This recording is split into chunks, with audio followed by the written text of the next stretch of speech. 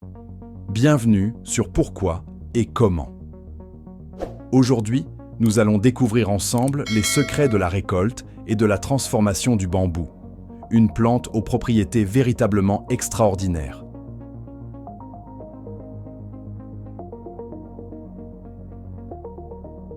Le bambou se distingue comme l'une des espèces végétales à la croissance la plus rapide de la planète. Une fois récoltées, les cannes, dont le diamètre moyen avoisine les 9 cm, sont triées puis découpées en sections standards de 2,50 m.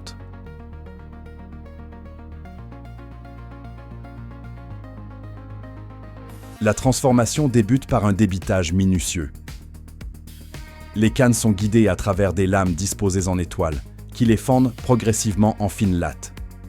La largeur de ces lattes peut être modulée en changeant simplement les jeux de lames.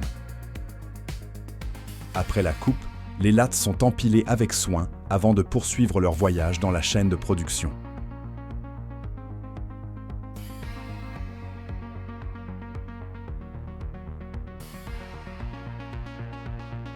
Leur forme déjà régulière nécessite pourtant une étape cruciale d'égalisation.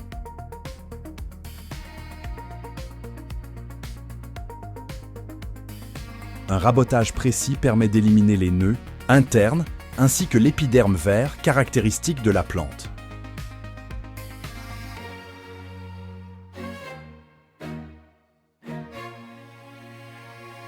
Cette opération est répétée jusqu'à l'obtention de bandes aux dimensions parfaitement calibrées.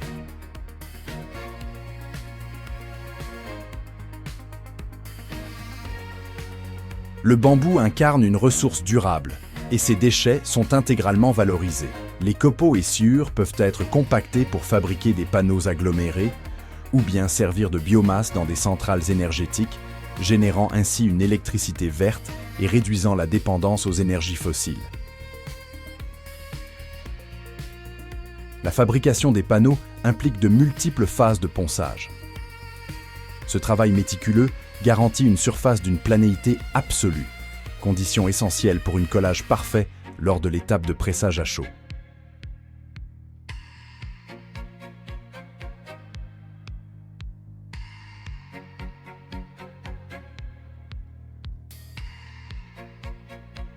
Vient ensuite une phase méconnue mais essentielle, le tri chromatique.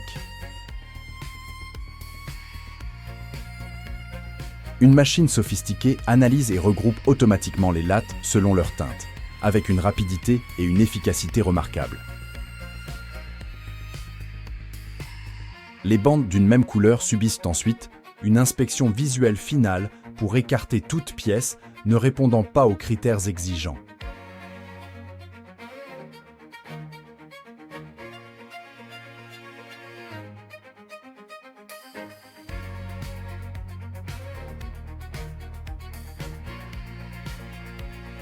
Les lattes sélectionnées reçoivent alors une application de colle et sont assemblées verticalement en paquets homogènes.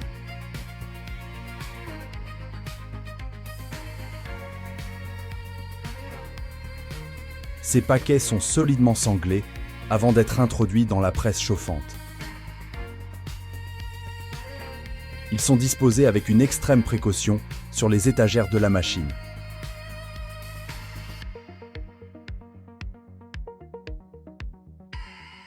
Qui exercera une pression pouvant dépasser la tonne.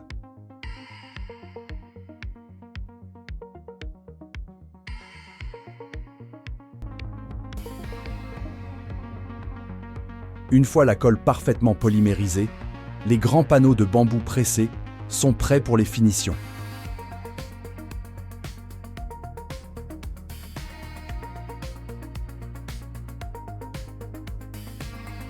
Il existe une autre méthode pour obtenir des panneaux plus fins qui consiste à agencer les lattes horizontalement avant de les soumettre à la même presse chaude.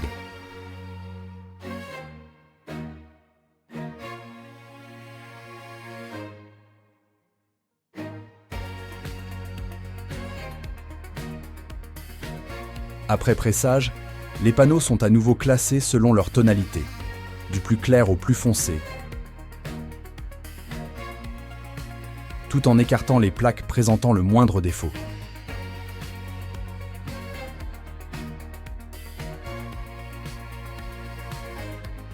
Une technique alternative de fabrication consiste à broyer les lattes pour en exposer les fibres naturelles.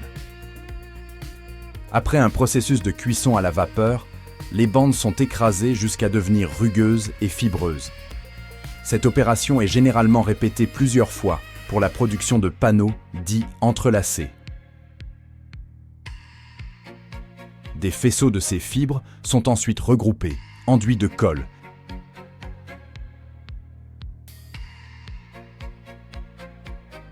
et compressés horizontalement.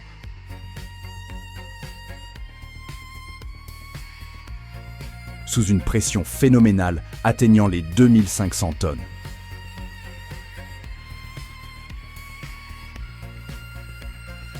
Le résultat est un panneau de contreplaqué de fibres de bambou, d'une épaisseur d'environ 20 mm.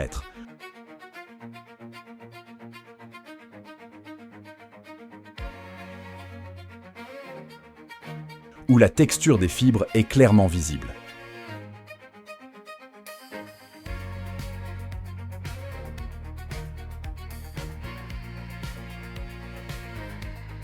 Bien que creux dans sa forme naturelle, le bambou possède une résistance et une robustesse exceptionnelles. Cette polyvalence en fait un matériau de choix pour la construction. Utilisé dans les structures, les cloisons, les parements, les plinthes, les planchers et même l'ameublement.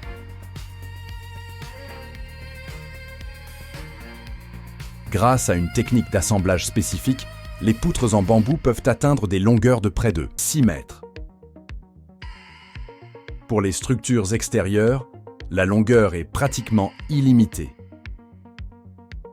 Des pièces de 5 mètres sont collées et pressées 2 par 2.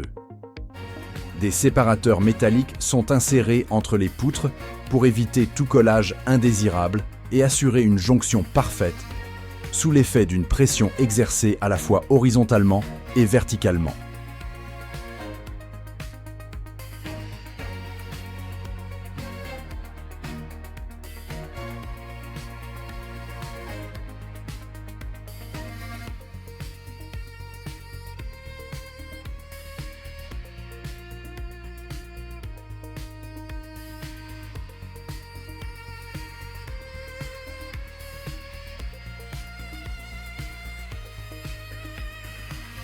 Une machine spécifique usine ensuite ces grandes poutres carrées pour les transformer en robustes poteaux ronds de gros diamètre.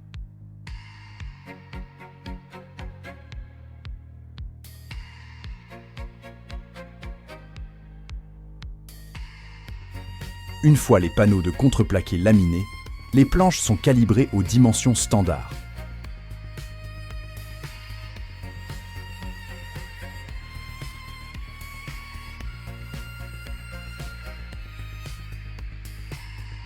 Généralement 2,44 m de long sur 1,22 m de large.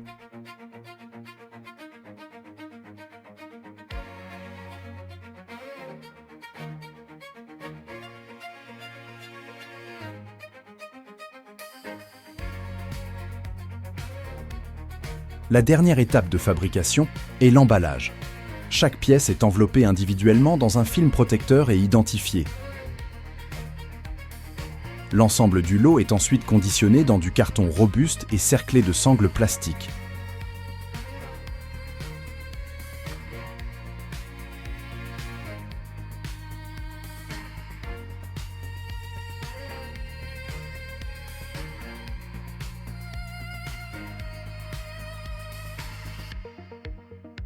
Merci d'avoir suivi cette exploration des coulisses de la transformation du bambou.